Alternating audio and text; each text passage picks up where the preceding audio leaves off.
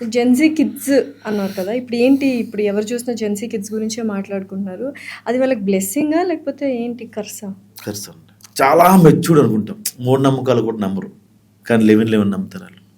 11 గంటల 11 నిమిషాలు స్టేటస్ పెడతారు. మంచి జరిగిపోద్ది. 11 మీరు నమ్మరా?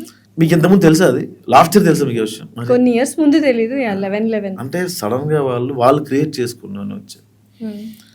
వాళ్ళకేమీ తెలియదని నా ఉద్దేశం. అంటే మీరు ఇందాక విలువలు అనేదో అన్నారు. విలువలు లేదో అన్నారు. అవన్నీ వాళ్ళకి అర్థం కావు, వాళ్ళకి తెలియవు. మీరు జాతకాలను నమ్ముతారా? ఇంతకుముందు నమ్మేవాడిని కాదండి. ఇప్పుడు అప్పుడు నమ్ముతుంటాను.